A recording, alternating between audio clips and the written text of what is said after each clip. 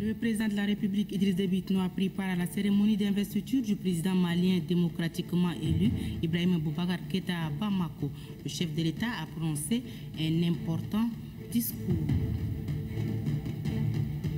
Audience à la primature, le Premier ministre Joseph Djimranga Dadnadja a reçu une délégation du Fonds monétaire international FMI. La question de l'admission du Tchad au PPTE a été abordée. Cérémonie de présentation des médailles récoltées lors des Jeux de la francophonie à Nice au ministre de la Jeunesse et des Sports, à son collègue, et de la Culture et des Arts. C'était ce matin à la Bibliothèque nationale. Bonsoir à tous et merci de nous rejoindre dans ce journal. Je l'annonçais en titre, le président de la République, Idriss Déby Itno, a assisté ce matin à la cérémonie d'investiture du président malien Ibrahim Boubacar Keïta à Bamako. Le chef de l'État a prononcé un discours dont voici un extrait. Monsieur le président de la République du Mali, chers frères, Madame la Première Dame, Son Altesse le roi du Maroc, Mesdames, Messieurs les chefs d'État, les chefs de gouvernement et de délégation, Mesdames, Messieurs, distingués invités du Mali, vaillant peuple du Mali. Le Mali vient de vivre les pires moments de son histoire. Dieu merci. Il s'en est sorti grâce au sursaut patriotique des Maliens, de la classe politique, de la société civile malienne, et avec l'appui de tous ceux qui n'ont pas accepté le fait accompli. Le monde entier se réjouit de la fin de la grave crise malienne et du retour de ce pays à un ordre constitutionnel normal. Les gouvernements et les populations de la communauté économique de l'État de l'Afrique centrale, CAC, en particulier le peuple tchadien, par ma voix, vous félicite chaleureusement, vous adresse ses vœux de succès et puis pour votre réussite. J'exprime par la même occasion mon admiration et celle du Tchad à votre concurrent, M. Soumaïla Cissé, qui a fait la fierté du Mali et de toute l'Afrique pour avoir accepté avec une admirable hauteur le résultat des élections.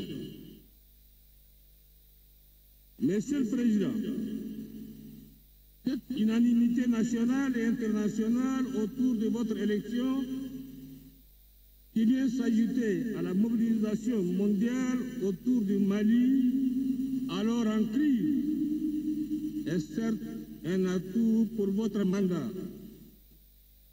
Mais elle révèle également des exigences fortes. Des exigences fortes, gouvernance, exigences de transparence, exigences d'unité et de réconciliation, surtout exigences de justice. Le chantier qui est devant vous est vaste et complexe.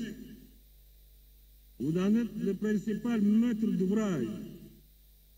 Vous n'avez pas droit à l'erreur et vous ne réussirez à reconstruire le Mali tout seul.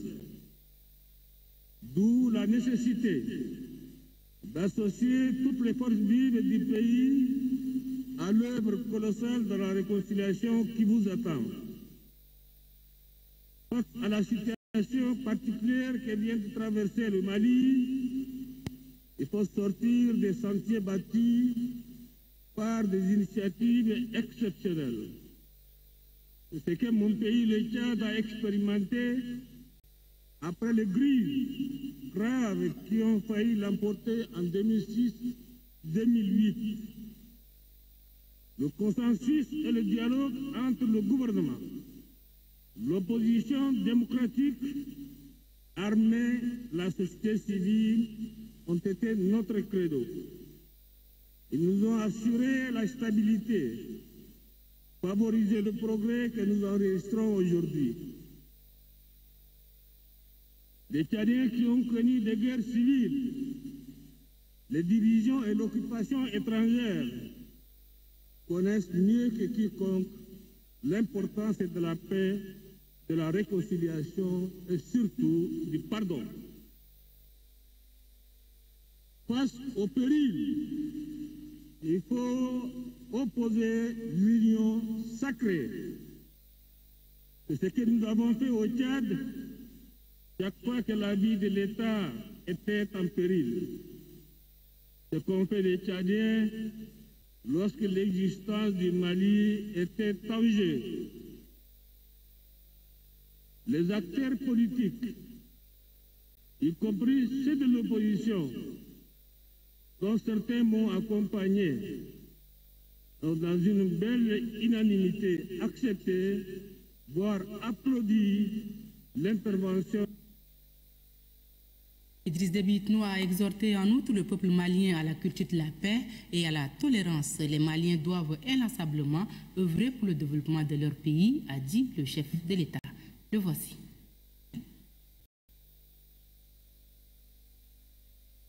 Nos pays ont des priorités hautement plus importantes que les luttes politiciennes et stériles. J'exhorte par conséquent tous les Maliens, et en particulier mes frères du Nord Mali, à faire preuve de dépassement et aider votre président à remplir sa mission, à rattraper le retard de développement dont votre région sont victimes, du fait d'une instabilité chronique, bien sûr. La violence et le rancœur ne feront que retarder, voire compromettre les grandes ambitions que lui-même et la communauté internationale ont pour le Mali.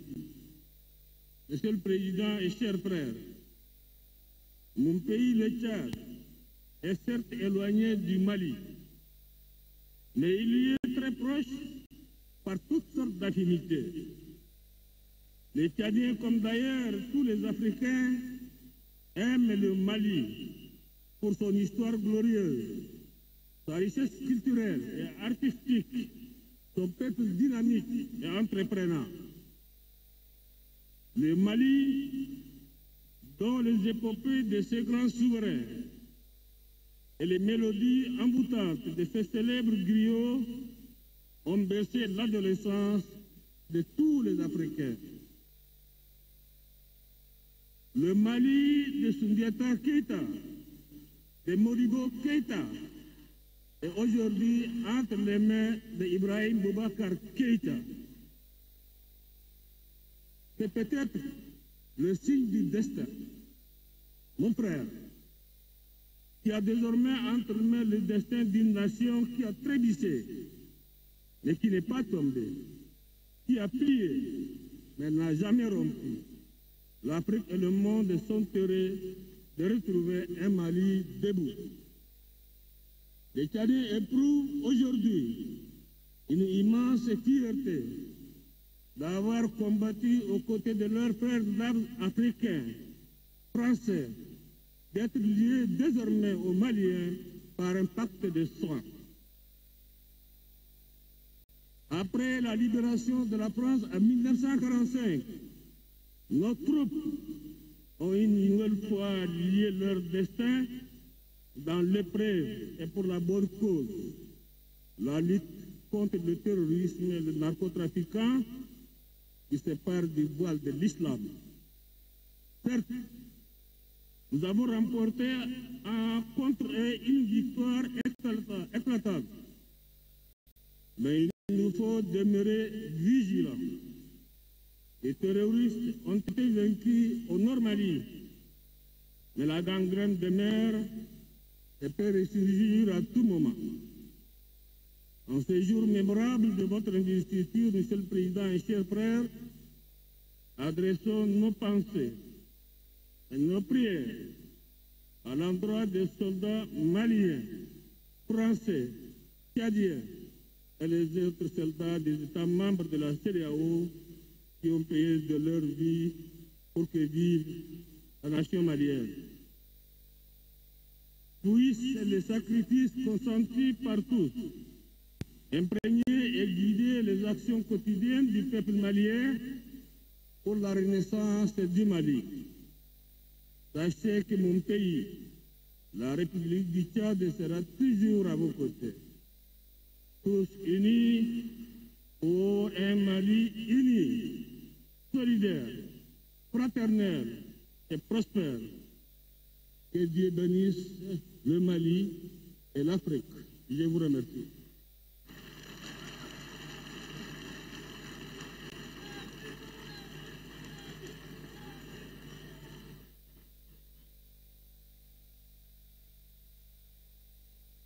C'était le chef de l'État ce matin à Bamako lors de la cérémonie d'investiture du président Ibrahim Boubacar Keïta. Ici, à N'Djamena, une délégation du Fonds monétaire international, conduite par le chef de division adjoint du département ouest africain du FMI, a été reçue en audience cet après-midi par le Premier ministre Joseph Dimrangar Dadnadi. La question de l'admission du Tchad au point d'achèvement des pays pauvres très endettés a été au menu de l'entretien. Ramad Daye Hassan. Les FMI, Fonds monétaire international, est un partenaire financier, une des branches des institutions de Bretton Woods qui a injecté beaucoup d'argent dans les projets de développement au pays. Cette audience a permis à la mission de révisiter avec le Premier ministre, chef de gouvernement Joseph Dimrangar Dadnadi, les chantiers de coopération en cours et de faire également des projections pour l'avenir. La délégation s'est réjouie des efforts fournis par le gouvernement tchadien dans la maîtrise des dépenses. C'est pourquoi elle a estimé que le programme de référence se porte bien, donc rien n'empêche le Tchad d'accéder au point d'achèvement des pays pauvres très endettés, PPTE. La mission a également, au vu des résultats positifs enregistrés, encouragé le gouvernement tchadien à maintenir le cap avant d'ajouter qu'elle apprécie la performance de l'économie nationale. Mauricio Villafiert, chef de la mission du FMI, interrogé au sortir de l'audience.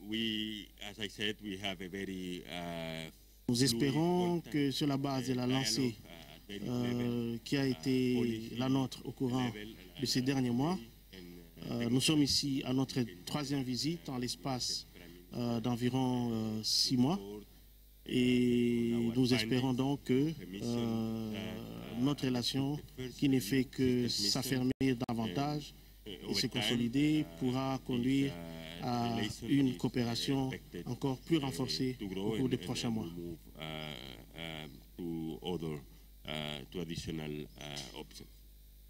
Il faut préciser qu'en l'espace de 6 mois, le pays a accueilli 3 missions du FMI. Cette mission est venue faire une évaluation du programme de référence et a souligné que le Tchad est sur la bonne voie. Une autre mission est attendue à la fin de cette année.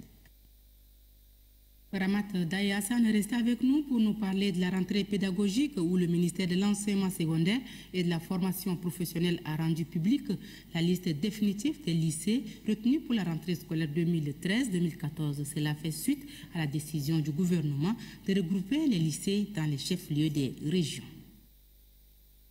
La machine de la réforme du système éducatif qui tient à cœur le chef de l'État est mise en branle. L'opinion a été fixée depuis 24 heures sur la liste définitive des lycées retenus pour cette année scolaire 2013-2014 par le ministère de l'enseignement secondaire et de la formation professionnelle. Les lycées qui ont été créés à l'appel et qui n'existent que de noms et de formes ont été purement et simplement supprimés selon les recommandations du Forum sur l'éducation tenu en septembre 2012. Même si quelques exceptions ont été faites, c'est pour tenir compte d'un certain nombre de réalités. Cette opération, selon les souhaits de plus hautes autorités, va permettre de faire l'économie d'une bonne frange d'enseignants qui seront redéployés dans les nouveaux établissements scolaires restructurés. Pour cette rentrée, l'on ne doit plus entendre des jérémias du genre « il n'y a pas d'enseignants dans tel coin ou dans telle discipline » ou encore « il y a insuffisance ». Mais l'on doit s'attendre plutôt à un apprentissage de qualité avec des enseignants qualifiés. Ceux qui refusent de se rendre à leur poste éloigné des grands centres n'auront pas de raisons valables. À la veille de la publication publication de la liste des lycées retenus, la Fédération nationale des associations des parents d'élèves du Tchad, FENAPED, a donné sa position avant d'adouber cette mesure inspirée par le président de la République, Idriss Déby Itno, et mise en application par le premier ministre chef du gouvernement, Joseph Djimrangar Dadnadi. Pour que le Tchad ne rate pas les trains du 21e siècle, le G en vaut la chandelle. D'ailleurs, ceux qui sont réticents au départ commencent déjà à lâcher du lest et reconsidérer leur position. Certains administrateurs scolaires commencent aussi à revenir à de meilleurs sentiments, quand bien même ils ne lécheront plus les doigts comme par le passé. Les délégués régionaux et inspecteurs départementaux doivent jouer cette fois-ci franc jeu, sinon des mesures coercitives seront prises à leur encontre, puisqu'ils couvrent les enseignants fantômes moyennant espèces sonnantes et trébuchantes. Fini la récréation, a averti le premier ministre chef du gouvernement, Joseph Djimrangar Dadnadi, devant ceux qui sont chargés de mettre en œuvre ces mesures, au grand mot des grands remèdes. La deuxième session ordinaire du Conseil économique, social et culturel a pris fin ce matin. La cérémonie était présidée par le ministre conseiller à la présidence de la République, Peyom Malo Adrien, représentant le premier ministre Joseph Djimrangar Dadnadi. Reportage d'Igbo Hubert. Le Conseil économique, social et culturel s'est penché durant 2 semaines sur la problématique du climat d'affaires au Tchad, un thème de débat porteur d'espoir pour les jeunes qui souhaitent la réduction du taux de chômage. Au moins, nous donner l'espoir, nous les jeunes, parce que cet atelier permettra aux jeunes d'avoir espoir. Peut-être que dans les jours à venir, concernant les projets et autres, au regard de la pertinence des débats, certains observateurs espèrent que les conditions de création et d'installation des entreprises au Tchad seront facilitées, car les barrières qui entravent les investissements privés ont été examinées de fond en comble avec piste de solutions. La corruption dans le monde d'affaires est pointée du doigt comme l'un des principaux mots. Selon ce que nous avons entendu, il y a eu beaucoup de rencontres, y compris le ministère du Commerce qui a fait beaucoup de présentations, l'ANIE, l'Agence nationale d'investissement et d'exportation. C'est pour vous dire que tout ce qui peut rendre favorable notre environnement pour les affaires, ça a été étudié, ça a été revu. Il reste maintenant aux conseillers de la République de proposer des avis aux hautes autorités qui, à leur niveau, prennent des décisions. Il va sans dire que les bouleversements doivent être provoqués en termes de réforme, en termes de sensibilisation. Certains comportements qui freinent, et bien qui amenuisent la volonté et qui freinent l'apport des capitaux extérieurs. Des solutions consignées dans des recommandations que la vice-présidente du Conseil économique, social et culturel entend faire parvenir aux plus hautes autorités. Les conclusions de nos travaux seront transmises aux illustres destinataires qui sont le président de la République, le chef du gouvernement et le président de l'Assemblée. Nous osons croire que la prise en compte de ces pertinentes recommandations issues de notre session permettra d'améliorer tant soit peu le climat des affaires au Tchad. Au terme de cette deuxième session ordinaire, les conseillers de la République veulent relever un autre défi, celui de vulgariser la mission de cette institution peu connue des décideurs et du grand public tchadien. L'Office tchadien du tourisme a organisé ce matin une rencontre d'échange entre les opérateurs touristiques et bancaires. Cette journée d'échange a permis à ces opérateurs d'avoir un climat d'affaires et de collaboration et surtout de nouer un partenariat pour que les banques facilitent l'accès au crédit d'investissement.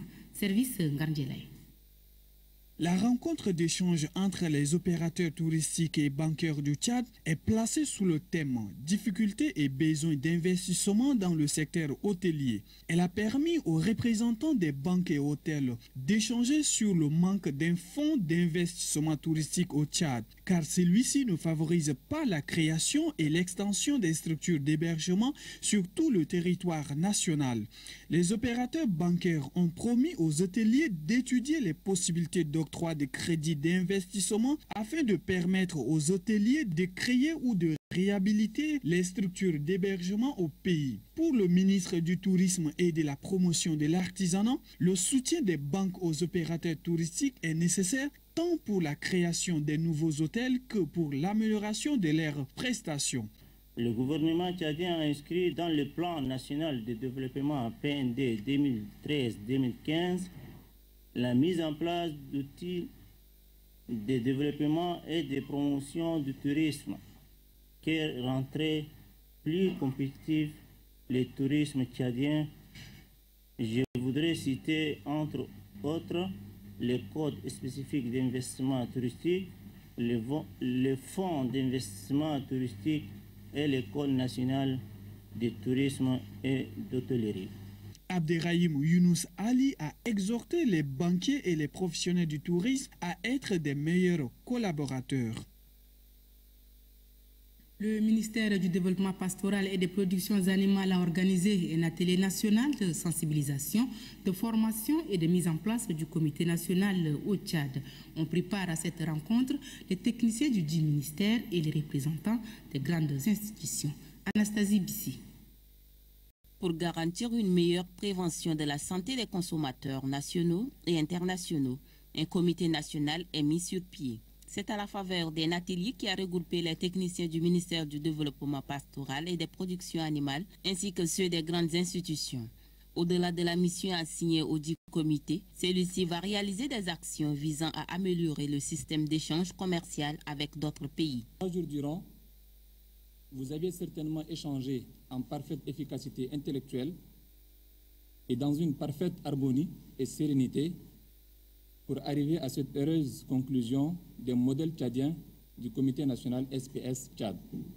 Pour ma part, au nom du ministre du Développement pastoral et des productions animales, je vous assure que le gouvernement mettra tout en œuvre pour rendre opérationnels ces comités SPS dont l'utilité n'est plus à démontrer.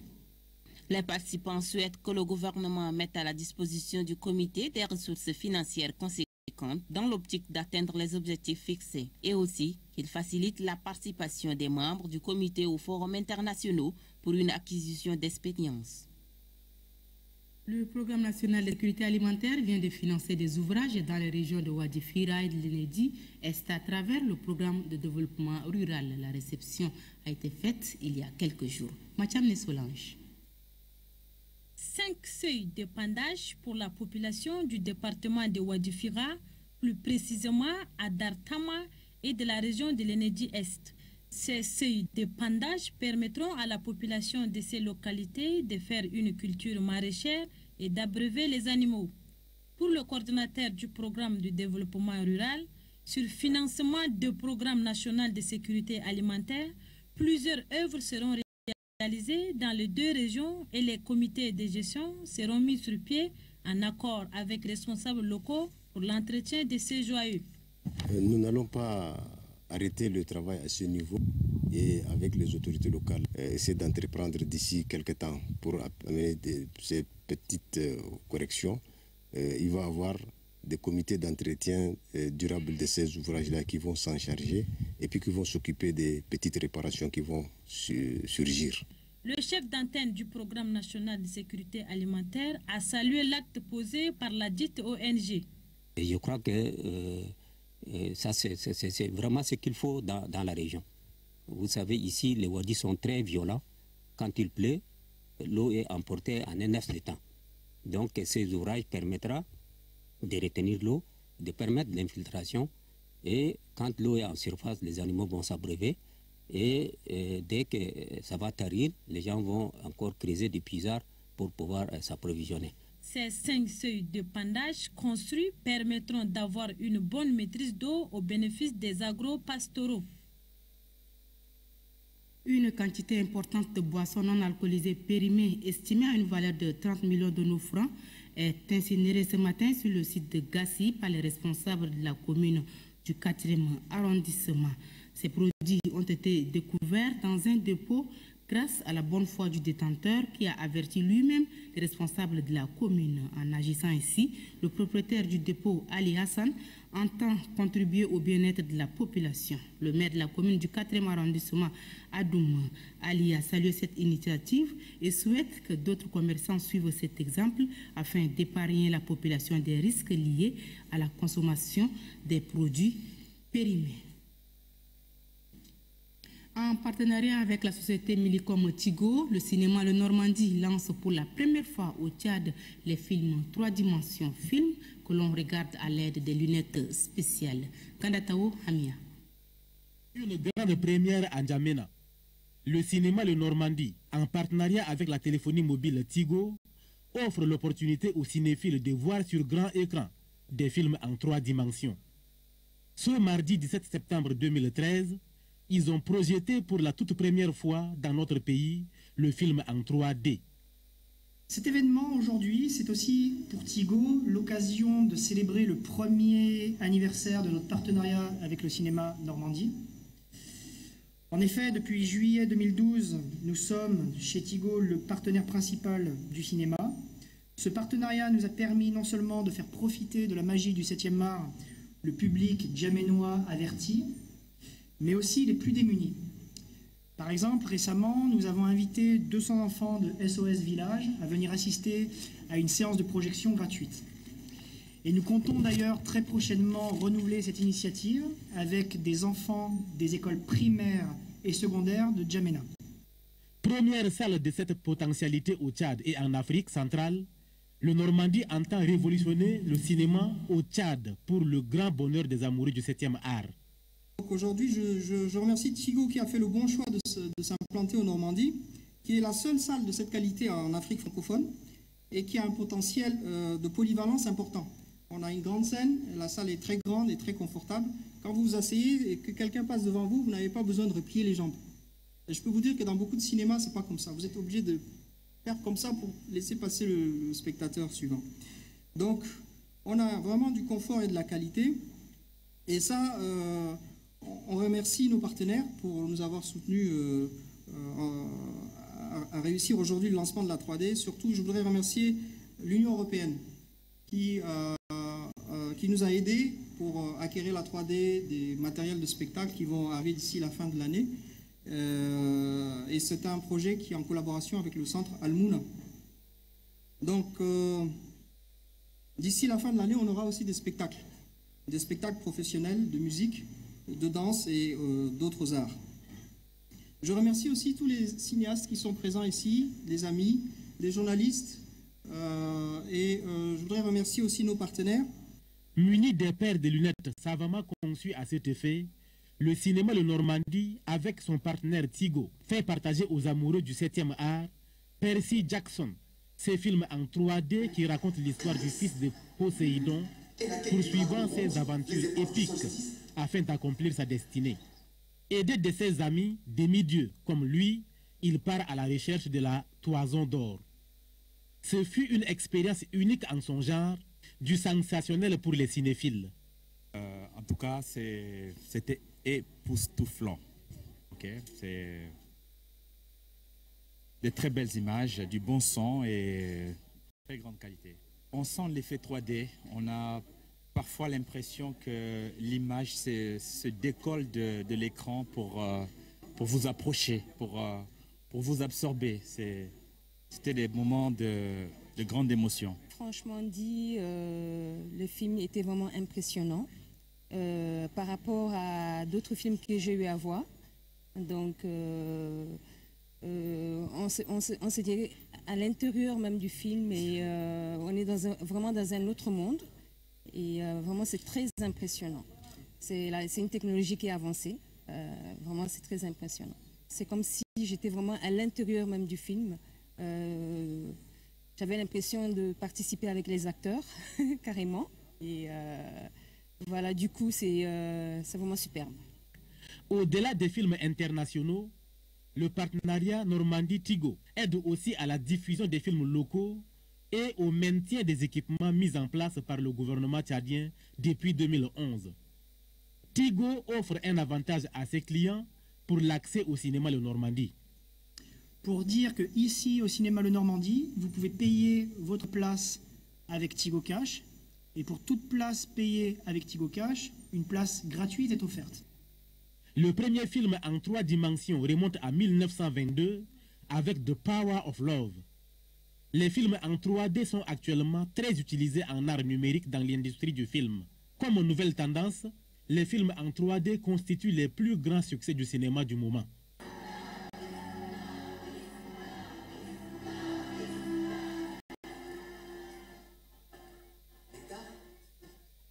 L'espoir que se fondent le Normandie et son partenaire Tigo est de voir ces cinémas se transformer très bientôt en salles de spectacle polyvalents. Tigo compte bien y contribuer en supportant un programme varié et riche en couleurs. Le public est informé qu'il y aura le 5 octobre 2013 la finale des Incollables, une compétition destinée aux jeunes qui se déroule en ce moment sur Radio Harmonie.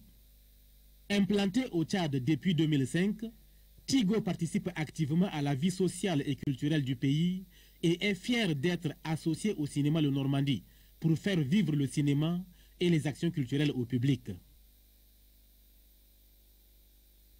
Voilà, c'est ici que s'achève ce journal. Merci d'avoir été des nôtres et à la prochaine.